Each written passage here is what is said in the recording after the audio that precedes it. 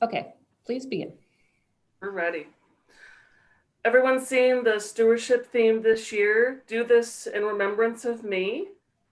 And when you all first hear that phrase, what does it make you think of? What pops into your head? Communion. Yeah, communion. Remember that Bible verse. Anything else that comes into your head with that phrase?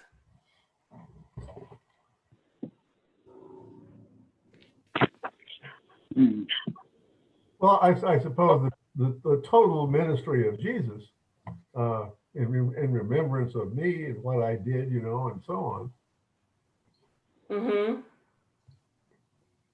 It also always reminds me of people who have passed away. That it's Jesus, but it's also many, many, many others who have passed. Yes.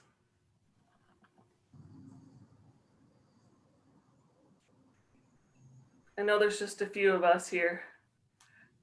Any other thoughts on that?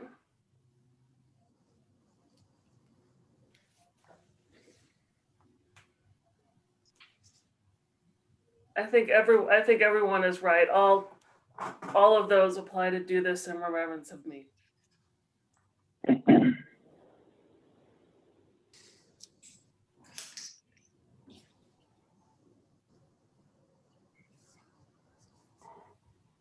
So we're gonna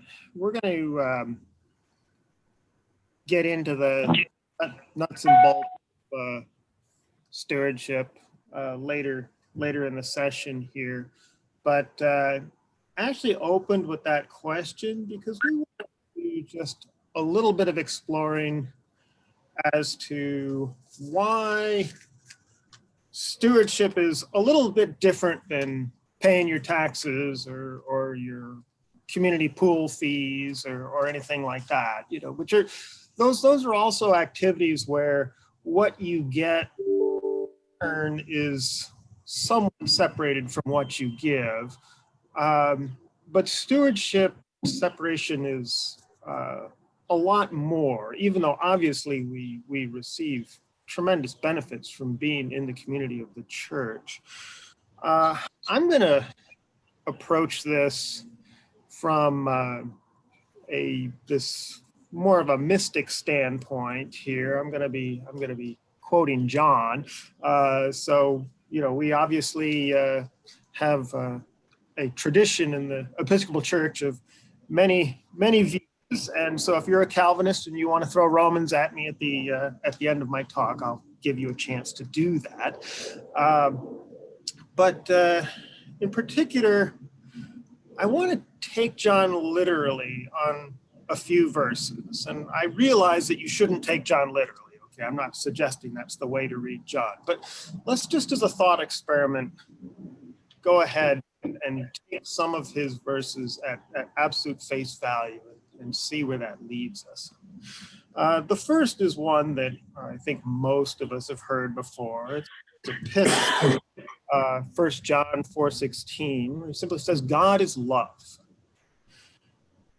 Another one, which I'm sure not just us, but frankly, almost everybody has heard John 3:16. So God so loved the world that he gave his only begotten son. And then also one that's a little more obscure, but I think probably most of us are familiar with it. In the upper room discourse in John 15:13, he says, no greater love has one than this, but that he lay down his life for his friends. Now, if we take that first verse, that God is love, at face value, it implies that God embodies every aspect of love, that anything that is love is in God, and anything that is in God is love. The two are equivalent. The second verse gives us what we would normally think of as, if you think back to Philosophy 101, what we call a sufficient condition. that if you have a willing sacrifice, that implies that it was a loving act. That if you're willing to give up something that is of value to you with nothing in return, then that is an expression of love. But it's the third verse that really interests me, because that verse implies that sacrifice isn't just something that indicates love, but that in fact it is a necessary condition, that it's part of love, that love that doesn't involve sacrifice is less than what love can be.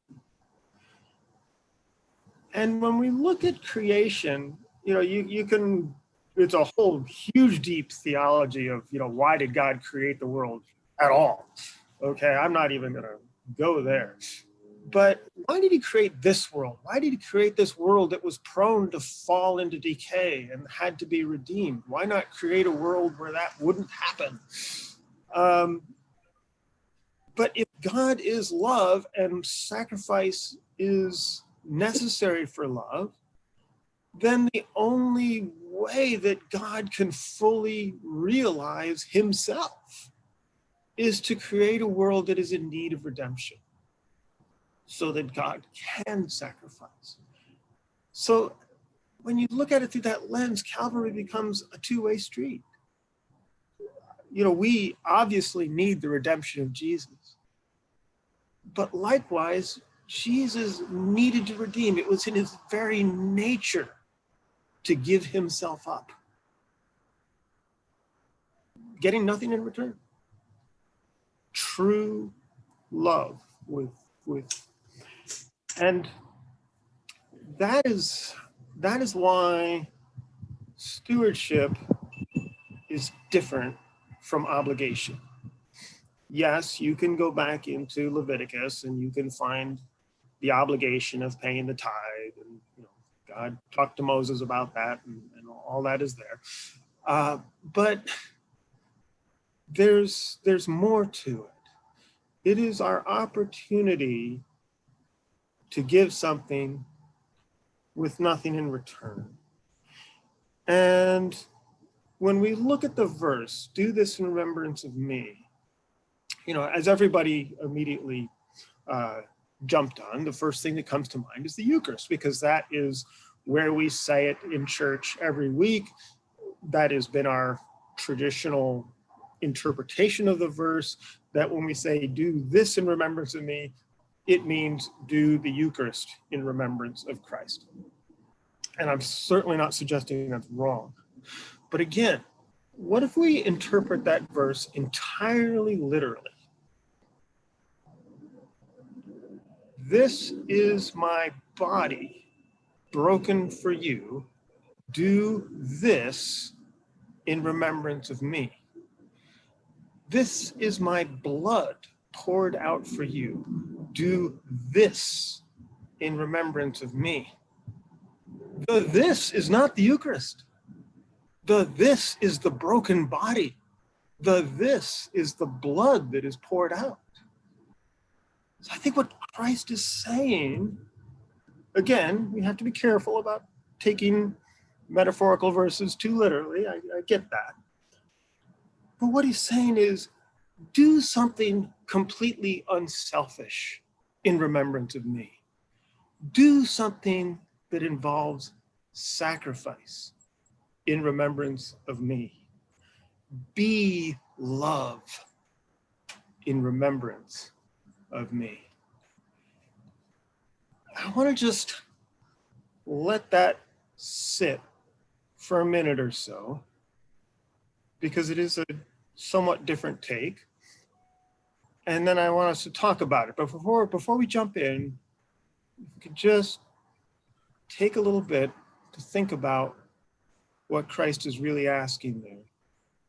And then we can have a little open discussion here.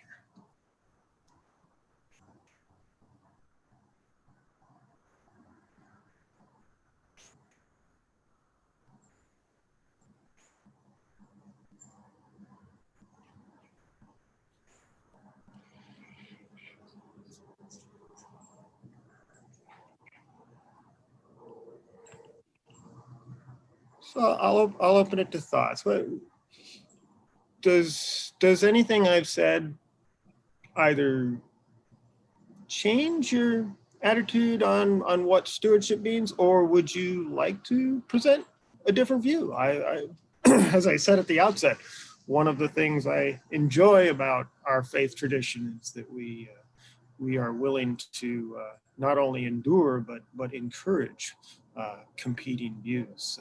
So don't feel like you have to agree with me. My thoughts as you were talking was drink it all in. Drink it all in.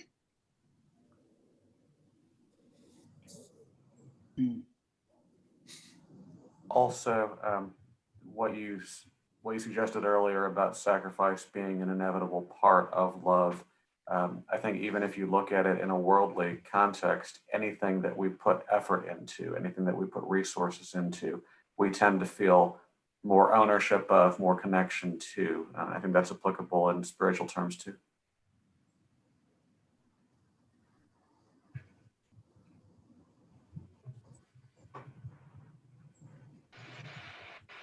You know, not to, this is not a spoiler alert, but we who go to Wednesday morning Bible study do read and talk about the readings for later this morning.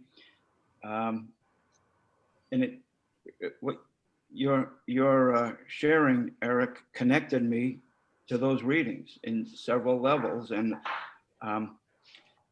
so the gospel is about where Jesus says, my yoke is easy.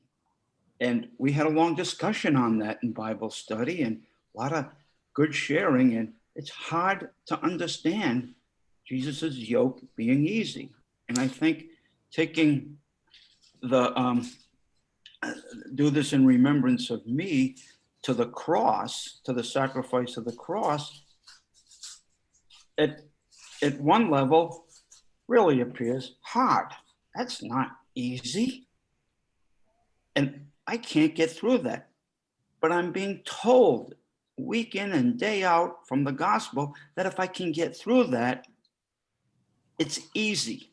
Not easy in the sense that we understand easy, but it's more natural. It's a sacrifice, but it's from the heart. It's some inner strength that I get going through the sacrifice. So I connected that way, Eric. Cool. Yeah, that was a good discussion Wednesday. So Eric, so I thought thank you so much for sharing your thoughts. I thought it was very enriching to me to hear the context of those three readings and tie it back to stewardship.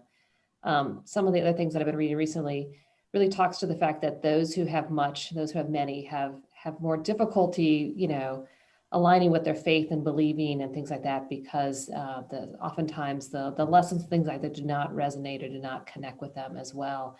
So then the question is then if you look at it in the terms of stewardship as being part of the sacrifice, what does that mean for those that have much or have much, blessings in their lives, and how does that connect back together?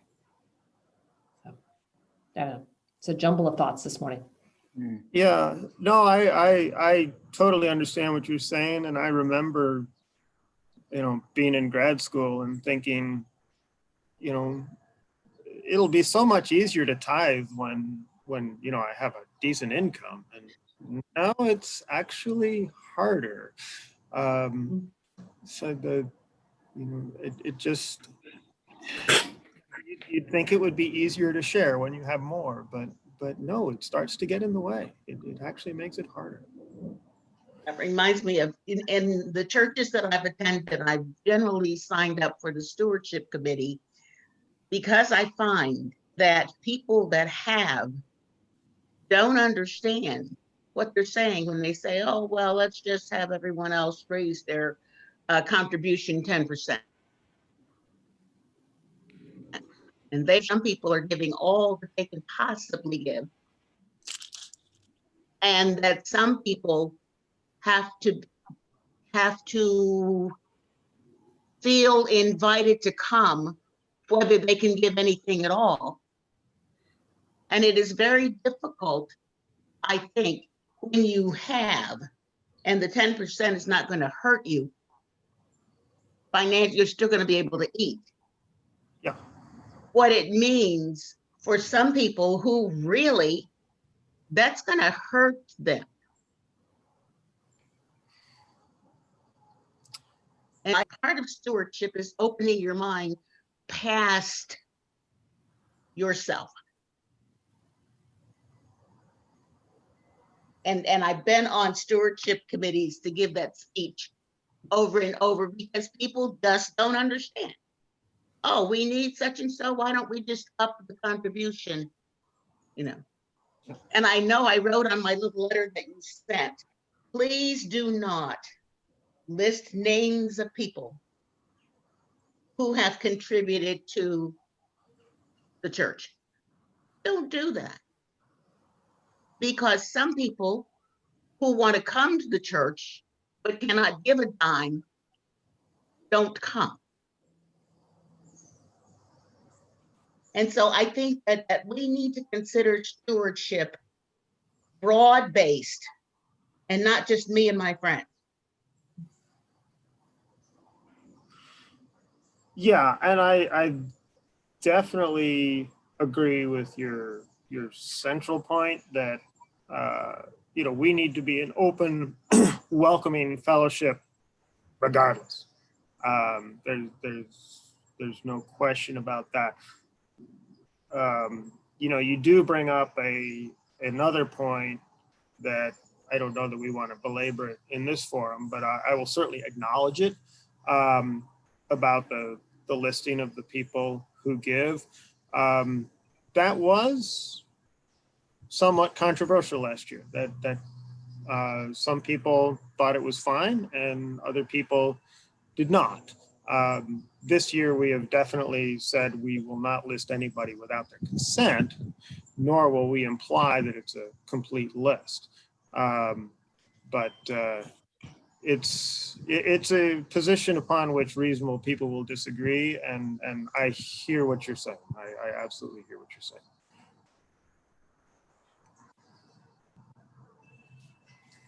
Carolyn, I don't know if this connects. It did for me anyway. This year in particular with the pandemic and the unequal impact on the pandemic, from the pandemic. While this stewardship doesn't technically go out into society, it should motivate us to recognize it's in front of us, the inequities, and to those who have many, much is expected. I think the message is just hitting me between the eyes this year, and I think it connects with your theme, Eric, also. There's a thread here that's very powerful. So thank you for all of that. I'm going to turn it over to Ashley at this point, let her give a somewhat different but not contradictory take on it. And then we are also going to, we do have some nuts and bolts to cover too, but I think most of the people on this call are all pretty familiar with that. So I think these discussions are more valuable than, bringing up a bunch of pie charts and things like that. But we do have those. So if you're looking forward to that, we will get to it. Go ahead, Ashley. We won't let you get away without seeing a pie chart, right? So we talked about what does do this in remembrance of me mean? The first thing that pops into my head is the Last Supper, the Eucharist. I think truly it encompasses all that we do. Jesus is asking us to care for each other and for our community. And how do we accomplish that? We accomplish that through stewardship. Stewardship makes it possible. Together, our church helps others, and every single person who gives is contributing to the success of that holy work. Due to the turbulent times we're living in, as you said, Tony, the need in our community is even greater. Together, we bring food to the hungry, hope to young people in detention, and the light of God's word to those who are suffering. In 2019, the Reaching Out Ministries donated more than $20,000 to important organizations such as ECM, the Trinity Food Pantry. And this doesn't include the donations you make that pass directly through the church to these vital partnerships. Stewardship also was a wonderful way to express our gratitude for God's blessings, our families, our homes, our friends, and our church family. Stewardship enables all of us at St. Tim's to support each other through happy moments in life and in sad times too. This includes Sunday school, adult forum, pastoral care, IWC, the family ministry, and so much more. In 2019, the funding for pastoral care was $1,208. I'm grateful for this group's work in reaching out to members who are hurting and grieving. For 2020, this ministry's work has increased due to social distancing, and our stewardship pledges help support their important efforts. Stewardship also helps to meet unexpected circumstances. None of us would have thought this time last year that we would be in adult forum on Zoom. To be honest, I didn't know what Zoom was this time last year. No one would have predicted that church services would be online. And how are we going to meet those needs? Through stewardship pledges. Our sanctuary had to be able to stream services for social distancing. Now we can use that also in the future for homebound parishioners. To be able to meet these needs, we need large and small resources. $16,000 to outfit the sanctuary for film and broadcast services, and $15 a month for Zoom. I want you to know that we recognize this year has been challenging for everyone. All of us have had to make sacrifices, both large and small. We've had to be creative in how we work, learn, and socialize. And our church community is no exception. We're grateful to all of you who have stepped up to make a difference. And we ask that you step up again and join us in the stewardship campaign this year.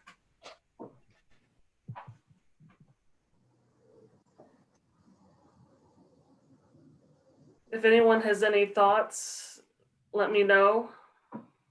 We can talk about the timeline for this fall and of course that pie graph, which I know all of you are waiting to see. Ashley, in what you said, something shocked me. When we built a church, we put a lot of emphasis on the acoustic quality and the music quality to create a spirit of congregation and a sense of beauty in our church. And one of the aspects was to have a good piano. And that piano is a powerful tool to reinforce the choir, to accompany individuals and soloists. You realize that at that time, we paid more for that piano than this year we've paid to equip that same worship space for people that are not there. And that illustrates very clearly that part of stewardship is to make sure that we don't reinforce or keep putting money in the needs we perceived were valuable 5 years ago, but that we also are willing to dramatically shift or increase or pump up the money for the needs that are screaming at us today and the needs that we know will come there in the future, whether they're human needs of hunger, whether they're human needs of clothes, but also the needs that are associated with worship, with common prayer, with It's being 10 together, hours. being who we are. I was shocked how cheap it is to work with technology. Yes. Yeah, no, you bring up a very good point because, we did spend, I say we, I mean, the vestry approved it. The stewardship committee had nothing to do with it.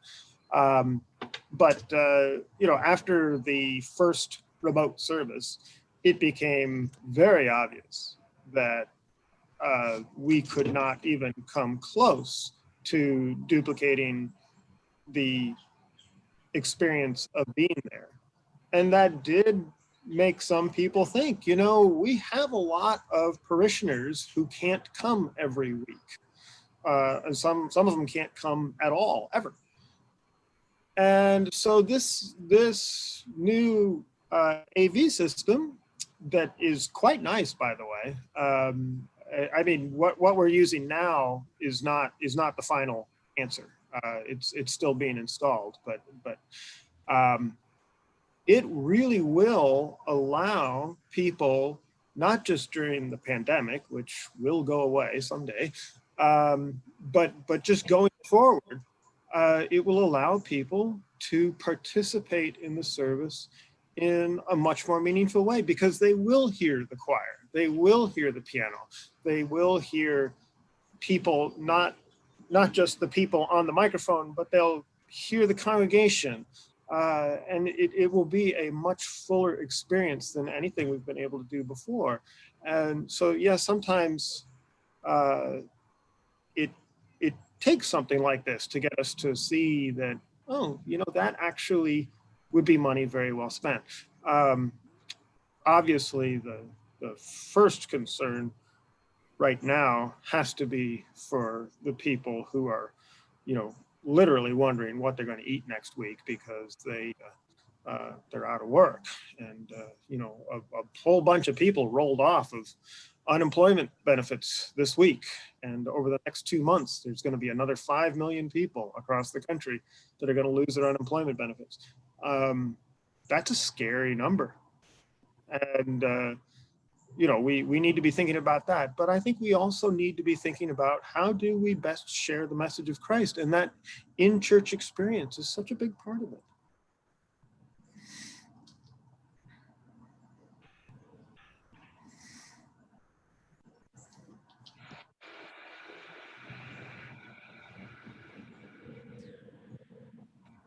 I think one of the new,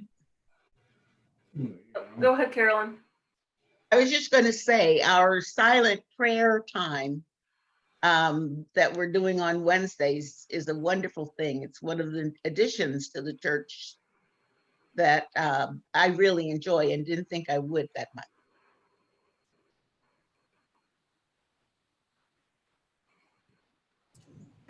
Yeah, the Thursday evening services have been wonderful too. I don't know how many of you have gotten to those, but they're going through the month of October. And if you get a chance, they're really nice. We get about 30 people and we sit out in the parking lot, and, Cammie has that wonderful soprano voice and Mark fills in his tenor, and it's just a really nice, even song. I mean, of course we miss the full even songs with the full choir and all that, but it really is.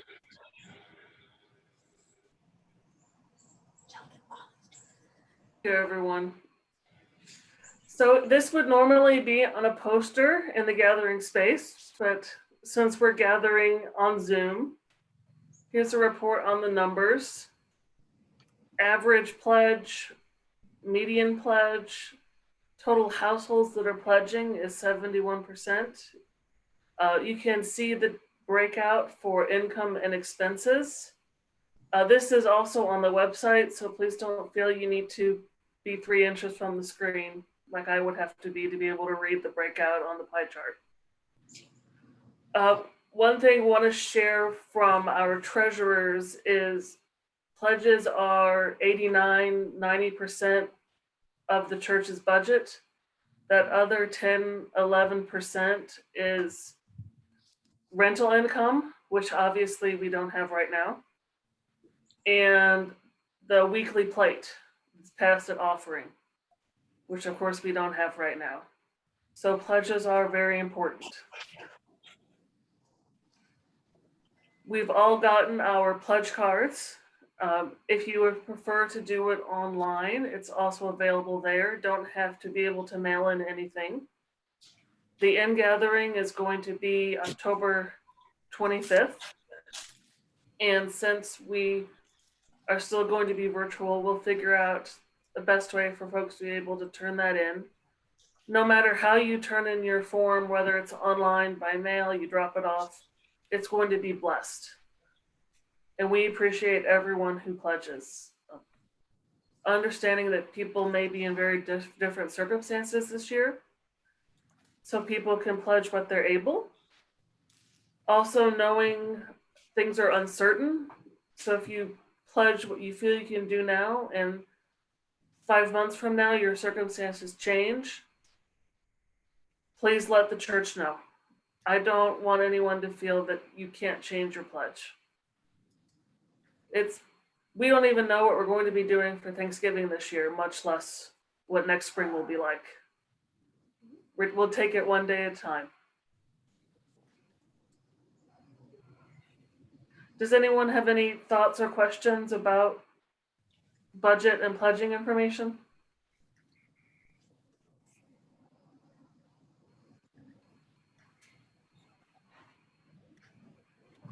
Close that off so we can see each other.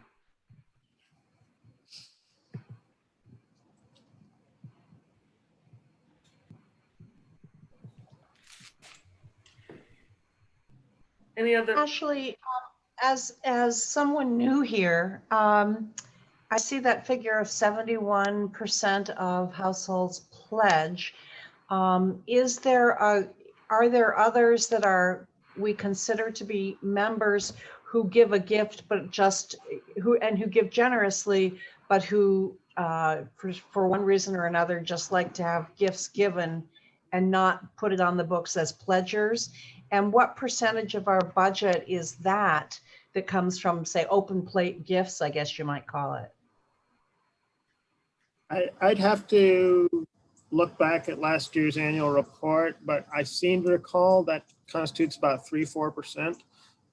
So it's not trivial, but yeah, pledges is the overwhelming source of revenue.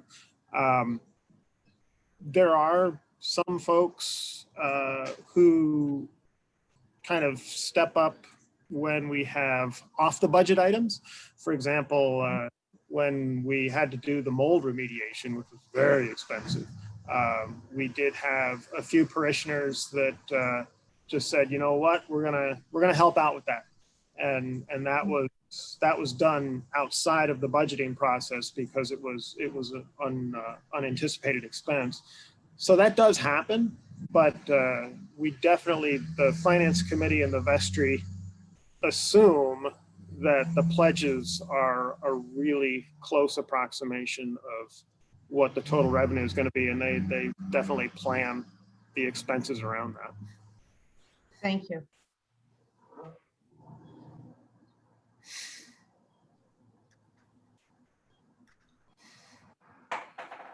Any other thoughts or questions? I know everyone's going to go get their lawn chairs and get ready to drive over to St. Tim's. Thank you everyone for coming early to Adult Forum this morning to be with us. We appreciate you. What time does the service start outside? It's at 10:45. It's the normal time. That's why we moved this early, so that people could have a few extra minutes to get over there, since it's not as simple as just walking down the hall. Don't forget your coat. So it's not just your lawn chair, it's your coat. It is. I'm sitting outside this morning and it is a tad chilly. I'm thinking we're going to bring a lap blanket too, just in case. So Eric and Ashley, thank you so much for presenting to us this morning. This was incredibly insightful and thought-provoking. And so really appreciate your preparation and all the work that you're doing on the campaign this year, especially given the difficult circumstances that we are in on many different levels. So greatly appreciate that. We are back to our normal schedule next week at 9:45. Gary, can you do a 2-second with intro of our speaker that's starting next week? Yes. I forget the. It's a somewhat scholastic topic. The speaker she is the manager of the Anglican section at Eden Seminary. And she has a PhD from St. Louis University in religious studies. That's, I didn't look at that before this morning, so that's about as specific as I can be. Her subject relates to the role of the Episcopal Church of Scotland in the development of English and American Episcopal liturgy. That's the general purport of her subject.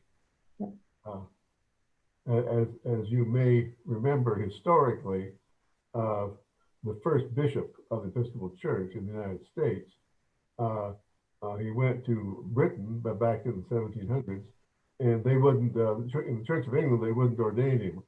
So he went to the Episcopal Church of Scotland that had some sort of relationship, well, a meaningful relationship with the Church of England, but was not part of the Church of England, and they ordained him.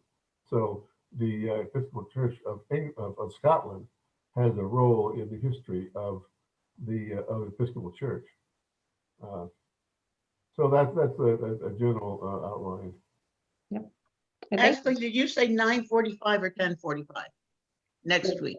Adult forum will be at 9:45 next week. 9:45. All right, thank you all. We'll see you soon. Thank you, Ashley. Thank you, everyone. Thanks.